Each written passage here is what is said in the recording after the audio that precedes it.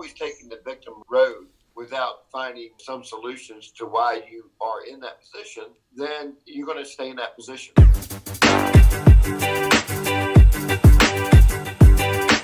You're listening to the Kristof Lewis Podcast, a podcast where I have conversations with inspirational people. My name is Chris, but my family calls me Kristof. My goal is to have as many conversations as possible with people who have forged their own path by pursuing their dreams, making them a reality, all the while emitting positivity and sharing this knowledge with others. I seek these people out and share this information with you, proving to the world that you can do what makes you happy and do what you want for a living while being a good human being. We'll talk about careers, but we'll also cover any story that inspires. Let's do this while helping each other. Thanks for listening. I'm happy you're here.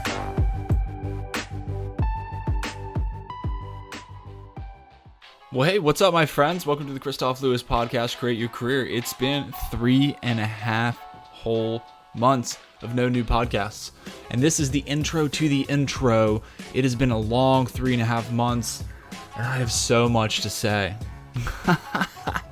I've gone through so much personally. You're gonna hear I have 3 episodes recorded prior to me taking off these 3.5 months.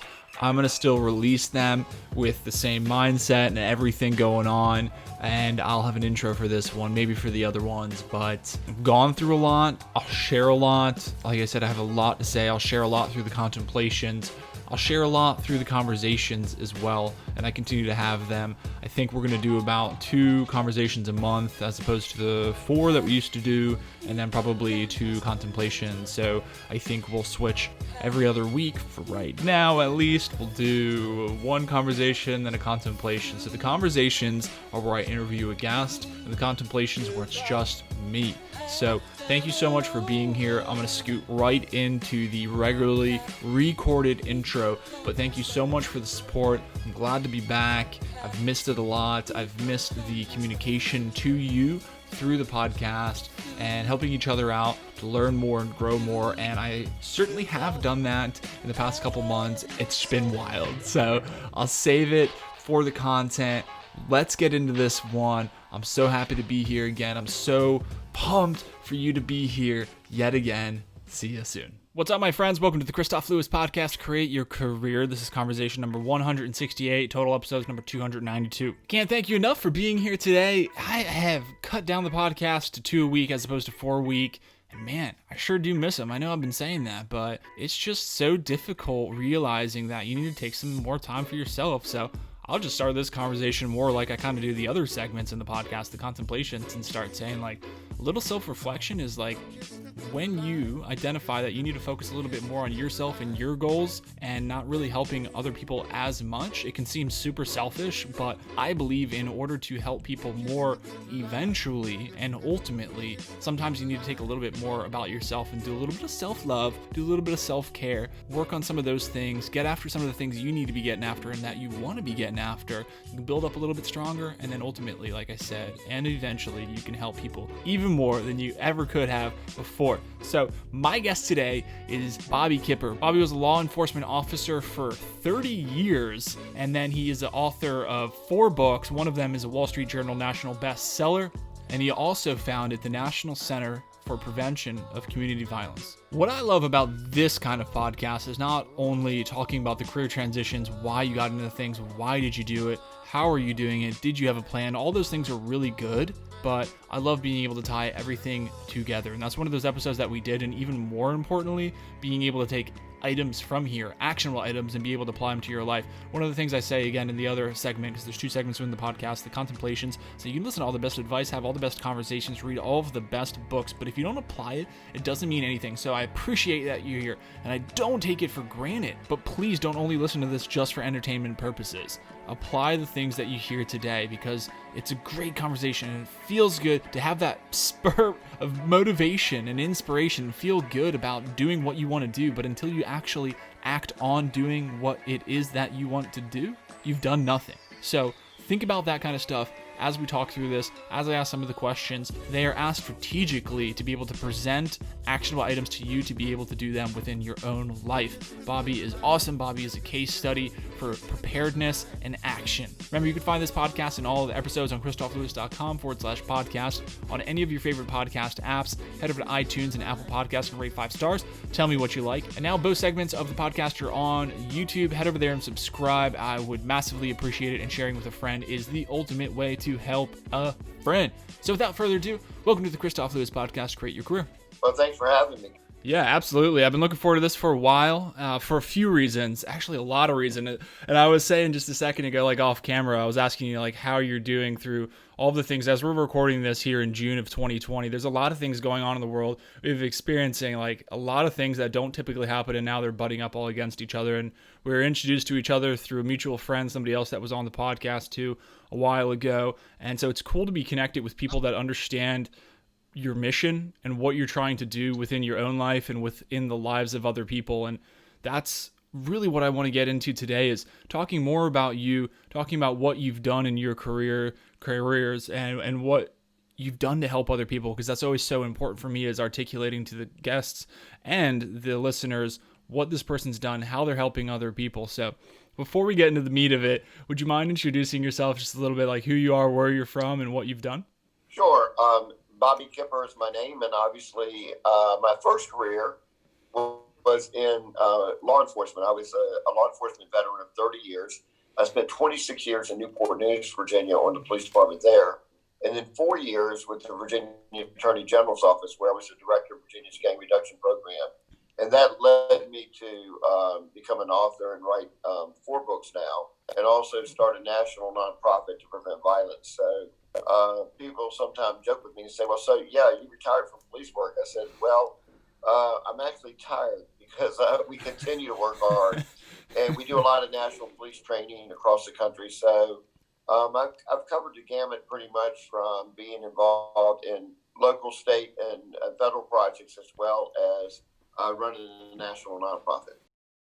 That's a lot of stuff. That's a lot of stuff going on. Not to mention, I mean, just the the small number of 30 years of being a former Leo. I just think that's incredible to be able to do that. And over here, so I'm in Norfolk as I record this, and you said you're here in Newport News, just across the water here. And so let's stop for 1 second before we get into the rest of that. I think it's I want to talk about the books, the kind of change and the impact that you are making and creating through those avenues. But I like to focus a little bit too on career transition. It's the Kristof Lewis Podcast, Create Your Career, highlighting people, maybe why they did things, how they did things, like what was their purpose, how they got into it. So let's pull back all the way into like, why did you decide to become a police officer, and how was the transition into that for you?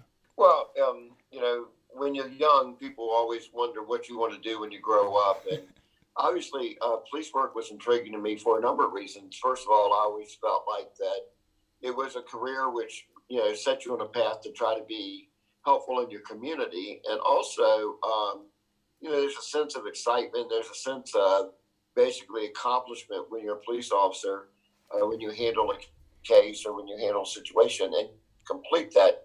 You feel very good about what impact you've had. So I've always been an impact type person. Mm-hmm. And I think that wanting to be creative and impact is probably what led me to policing, as well as feeling like I was doing something of good.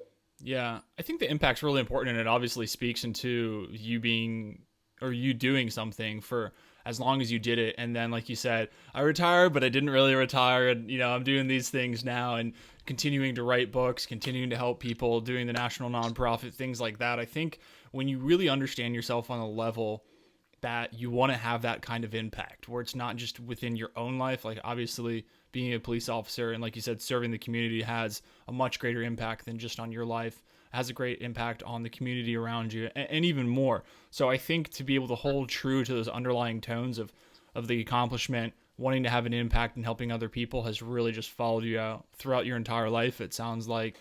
I would love to segue into a little bit of the books. And so I asked, like, well, why or how did you get into becoming a police officer? Like, what was behind that? So a lot of times we see in people that they maybe want to do something like become a police officer, but that's it. They retire and then they go off the radar, right? They don't do anything else. But what, I guess, was your drive, or what was your purpose? And maybe it's connected to what we just talked about, impact, right? But what was your drive to continue on and step outside just being a law enforcement officer and writing books? Well, I've always had a philosophy, and I think it came from my dad, who always basically used to let me believe, if you're not dead yet, you're not done yet. I mean, your impact doesn't stop. And so I felt like that as I'd gotten into 26 years at the local level, I wanted to grow in another area to really make more of an impact. That's when I took a role as an executive in the Attorney General's Office of Virginia, and I was placed in charge of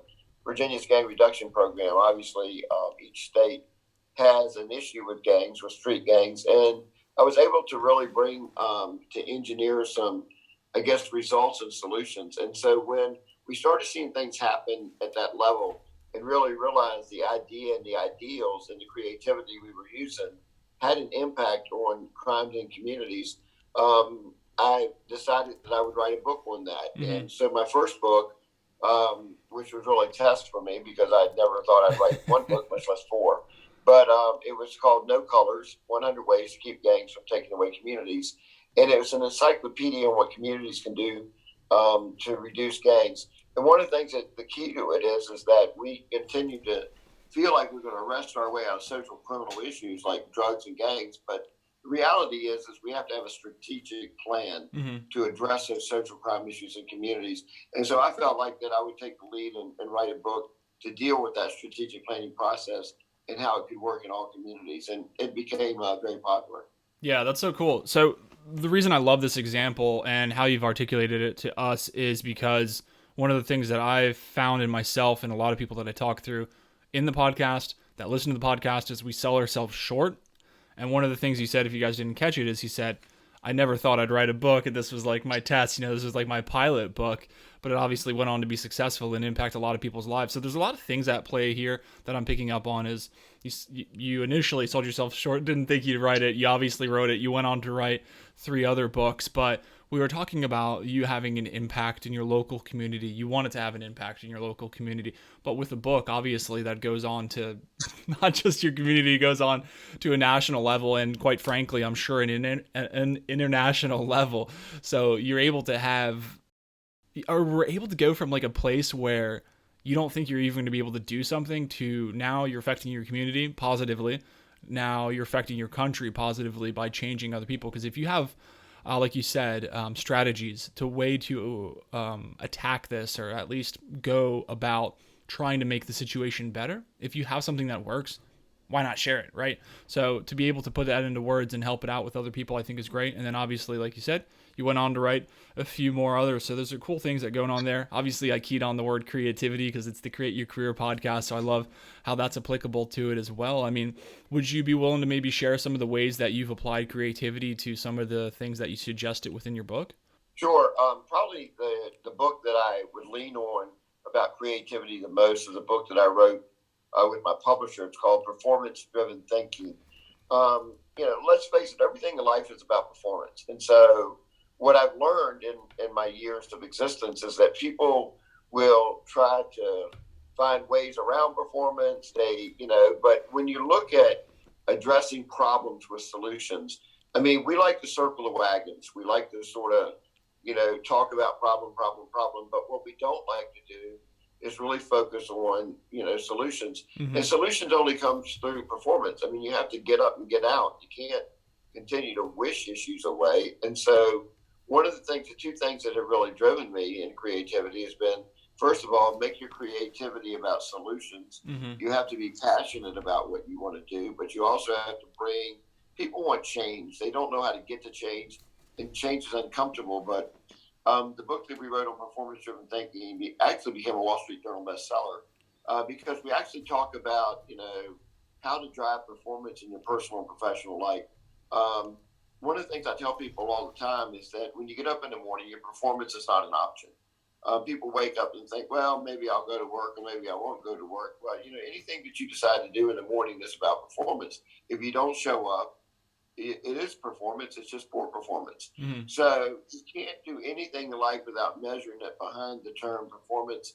And so I decided, instead of putting up with the status quo and looking at the age of entitlement, that I would challenge people with a, life and business book about performance. And, the rest is history. It's done real well. And Yeah. I love talking about performance because it matters in everything we do. Yeah, I agree. And I think how applicable to that we were talking about current, I guess, not even just national, well, it's both national and international things going on right now. But I think it's good to identify the problem, or that there is a problem. But I find, and this is just my personal opinion, my humble opinion, that we focus and spend a lot of time on the problem. Problem. And I don't know who said it. This is definitely not my quote. But somebody said, if all you're doing is focusing on the problem, that's all you're going to have is the problem. Focus on the solution. Exactly like Bobby said here. Focus on the solution. Performance-driven thinking. So I love that aspect of it. And I find, I don't know, here's a question that maybe we can talk through right here is, how do we get from being tethered to just focusing on that mindset of problem thinking? How do we get out of just being, I don't know, and because it could be easy, right? Sulking or just being, like I said, tethered to that. But how do we break out from the mentality of always being identified with the problem and get to thinking about a solution-minded mindset? Well, I think we have to, first of all, there are a couple things. Number one, I think we have to see ourselves as part of the solution. And again, everybody wants to join a platform to parade about the issue, but very few want to look beyond the platform.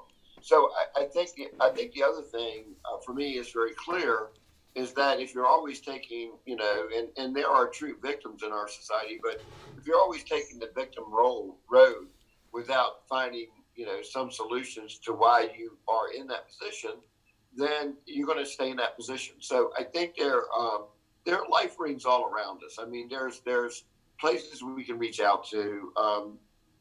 There's nothing that you cannot achieve in this world as far as gaining information if you just look. Mm-hmm. So I think that it's, the old saying, God helps those that helps themselves. But, sometimes I wonder if they really focus on that they've got to really get up and make things happen. It's easy to sulk long enough to where you feel like you'll never get out of that dark hole. And of course, we have a lot of issues in our country with depression. And I know that is a very serious issue for people. I'm not making light of any of this, but a lot of it has to be with, desire.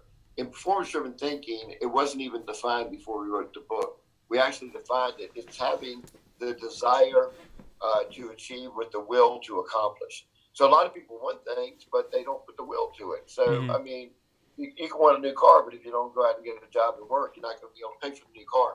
So it's just a question of connecting the engine to the caboose. That's the way I look at it. Yeah, I think that's a good answer, and it goes obviously back with the book we were talking about, performance-driven thinking.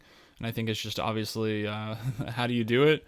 You just start doing it. I mean, there's a lot of things we could talk about it, but I think some of it can just be considered fluff. I think ultimately what you're saying here is the key, right? Is just get out there, do it, think about what you need to do performance-wise. So I think that's phenomenal. I think that's good. And I think having conversations like these are good. Obviously, I'm a podcast host. I have the conversation, but one of the things I always try to highlight through these conversations, and then I have another segments where it's just me, is, we can have this conversation, and it's a good conversation, and it's a conversation that should be had.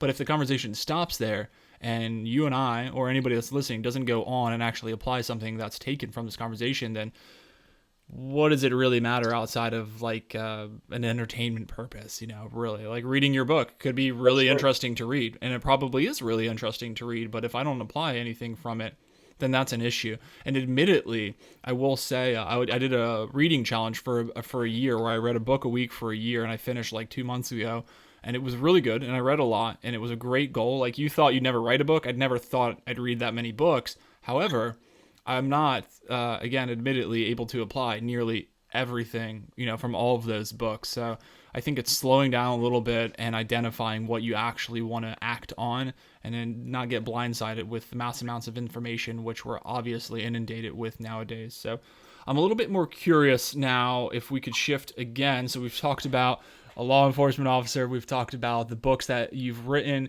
and how they've impacted and how we can actually make a change. So let's shift a little bit more to the National Center for Prevention of Community Violence. So again, you could have stopped at being a law enforcement officer. You could have stopped at being an author, but you've gone out again. And I think it already speaks quite clearly as to why. But I love asking all the questions, even if they sound a little bit obvious off the tip of the tongue, because I really want to highlight again. I'm always beating it into the heads. I've said it a few times now.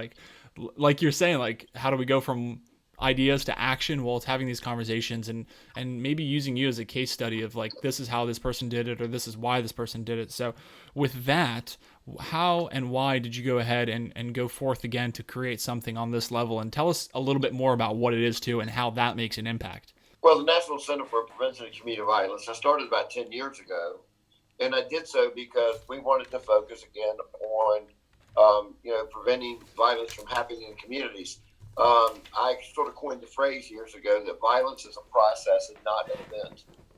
What we do in our thinking a lot of times is we wait for tragedy or we wait for events and then we want to address. Why can't we address it on the front end? We know that it's a potential to have violence in our lives, but why don't we recognize it and deal with the behavioral issues on the front end, whether it be school violence, whether it be domestic violence? I mean, we know the signs. We're attuned to the signs, but a lot of times we just want to deny the signs. So I felt like if I started an organization that really focused on the front end of interrupting the process to violence, then we would basically make impact in communities to reduce violence. And I still believe that we are making great impacts working in schools and communities. I also started it based on the fact that in my faith-based journey, I was reading one day the Beatitudes. I'm studying the New Testament, and I'm always feeling like I want to be on the mission that I'm meant to be on. And when I read the Beatitudes, the one verse that stuck out of my mind is, "Blessed are the peacemakers, for they should be called children of God." And I thought, there are a lot of things that I felt like that maybe have come my way that I would not be able to make it a mission statement, and really, make it a legacy into the future. But I felt very strongly about that, and I still do 10 years later, that if you're going to leave a legacy for your fellow man, there's no greater legacy than to basically, reduce violence, save people, get people out of the droves of it's not okay to hurt one another. And so I feel like it's a calling. I feel like it's a mission. And so far we've been successful because it's based on solutions again.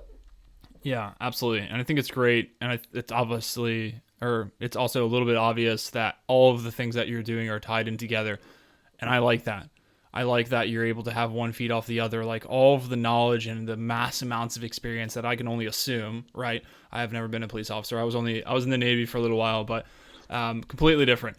But I can assume through all of the knowledge and the experience that you've gained through 3 decades of being a police officer that there's just really nothing better than to go on and obviously write books about those kind of things and the way you can impact based off that experience, and then go on further to create an organization that helps people in that manner too, and just be able to leverage a bunch of different like tools or avenues, if you will. Those aren't the best words I can think of right now, but to be able to reach people in different ways, right? Some people reads books and they implement it that way, and then through the organization you can reach other people, and then obviously as a law enforcement officer you're able to reach people that way. So I think it's really cool to see the underlying tones always there. Why are you doing it? Perpetually wanting to have an impact, having an impact in a similar sense, but in so many different ways. It's so you said like people a little bit wrapped up in the proactive work rather than the reactive work, and I think that's unfortunately just the way it is a lot. And I would love for people to kind of shift that. And I feel like people are almost too lazy not to do the proactive work, or the proactive work rather than the reactive work. Is because they don't want to think about it until it's an issue. But ultimately, right? And they don't want to put in maybe the finances or just the sweat to be able to do it. But I think if we can get away from that and do a little bit of like preloading and that proactive work, then we can mitigate a lot of the reactive work. And then I think if you just couple all of these things up in totality, which you've described here, you can actually have that impact, right? If you are being proactive, if you're taking the ideas, having the ideas, having the conversations, and then taking all of that and actually formulating a plan and trying to implement that plan. And I'm saying trying because you're probably not always going to be successful, but I believe you will inevitably, eventually be successful. So that leads me into something that I love talking about. But have you had any times throughout maybe your career or throughout authoring 4 books or throughout this organization where you just didn't think that maybe you could cut it, or maybe you hit a road bump or an obstacle or something where you didn't think it was going to happen? So I would love to hear an example of that and how you got through that. Well, yeah, I think everybody meets a roadblock moment in their life, and for me, I mean, there have been several. I mean, when I first joined the police department, I worked in all areas of the police department, and really understanding, when I got to a position where I felt like that I had done what I could do as a police officer at the local level. And so I sought out to, really start doing some consulting, and things were going really, really well. I think one of the things that sort of is a roadblock for me, and even for our organization at times, is that sometimes people in the nonprofit world don't play well in the sandbox. I mean, everybody's out for funding, everybody's out for, basically getting people to commit to supporting their organization. And every organization is doing what they feel like is the best. I think that sometimes you tend to fund the same things over and over again without seeing new results or solutions. So I think one of the biggest roadblocks for me is really being able to get the message out that there are people at the table that have been successful. There are ways that we can get this done. But if all you're doing is listening to the same organizations in your community, and they're always doing the talking, and they're always blocking new voices from coming in, I really believe that if you always do what you've always done, you always get the same result. Absolutely. So the reason we can't address these issues is because we don't look to new solutions. We look to the same old solutions. And so I think that's a roadblock. It's been a roadblock in part of my career, and it's a roadblock. It doesn't mean we're not successful. We are successful. Sure. We're working in communities all over America, but it's hard. I mean, it becomes frustrating when the same, all the federal money, all the grant money has tended to go to the same groups to do what? The same thing they've always done. Yeah. And that's why we got the problem. Yeah, those are really good points. Saying that it doesn't mean we're not successful, to me that's great, because I mean, how does one determine success anyway? And I think that's really personal or on an organizational level, right? It's completely different depending on what your goals are as an individual or, again, as an organization. But yeah, there's a lot of people fighting to do the same thing, and it's all good, and everybody wants, for the most part, to do the same thing and to have the same positive impact. But yeah, there are a lot of people fighting for that. So we talked about a little bit of your why or how you and why you got into being a law enforcement officer, and then authoring books, and then the organization. But I'm curious on a specific level, after being at a job, any job, for 30 years, did you have a plan when you exited? Like, were you already authoring books, or were you ready creating this organization? Because a lot of times people in the military, me being former military again, they don't have a great plan or a plan at all, or they're just going to kind of do it on the whim. So did you have any kind of plan at all, and how did that go for you? And maybe walk us through just a little bit of that. Yeah, the answer is yes, I definitely did. And I felt like that, that the message that I had was gaining some traction. And so I figured that maybe there was another direction that I needed to go, not forgetting where I'd been, and basically continue to help the industry in law enforcement, which we even do today. But no, I think that it's a failure for people, especially depending on your age. I mean, if you're up in age and you retire with full benefits and you feel comfortable with that, that's fine. But what we have today is that people are actually in the baby boomer years, just like me. I mean, I retired from the police department when I was 46 years old. And I'd been there 26 years. I joined when I was 20. So I had plenty of time to start a new career. But I just didn't all of a sudden go in one day and say, look, I'm going to be retiring, September or August 31st. I basically programmed it out to what I would have to do to start what I was starting, but also make ends meet. I believe in multiple and diverse sources of income. I think what happens with us, and if I have any advice for people, is don't really feel like that you're going to be able to stop working and get all of your ducks from one organization alone. Unless you're a CEO or a top performer, or you've really independently put enough away that you're going to be okay. I always encourage people to look at multiple sources of income, because one day one source may give out, but the other source will give in. So that's really important. And I'm glad you asked that question, because we have a lot of police officers who decide to retire. Like, they don't have an identity after that. You need to focus on your identity moving forward instead of waiting for it to come to you. Nothing in this world is going to be in your lap. You have to make it happen. And if you're thinking about retiring, especially in an age where you can continue to be functional, you need to look at some alternatives before you make that decision. Man, that is so good. And don't we see that always?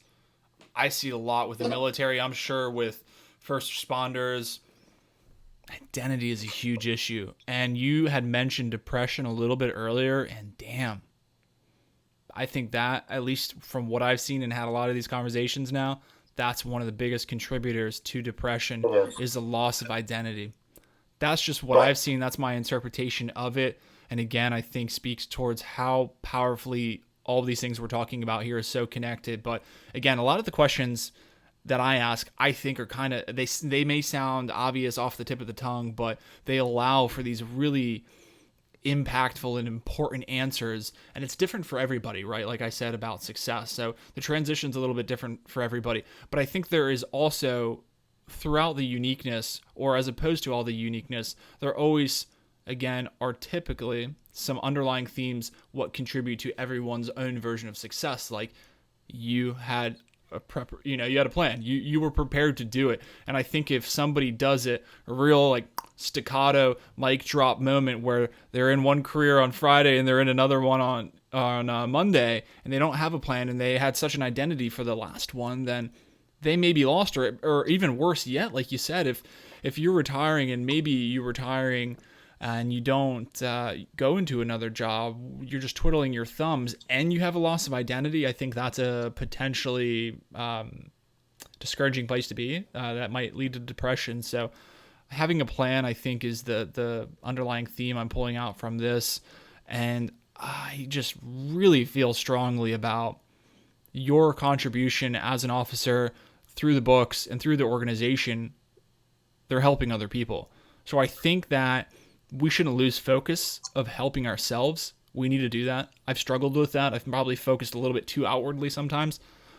So focus on ourselves, but I think also focusing on other people helps establish that identity to a purpose rather than the job.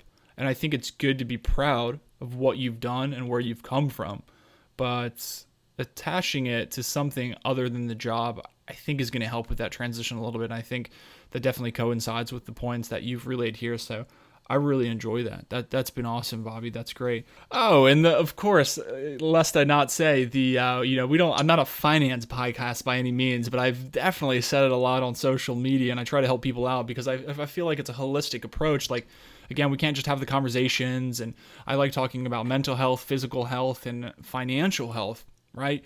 And I think, again, a lot of things we're saying right now are very directly correlated to what we're experiencing in this country specifically. And obviously millions of people are out of a job.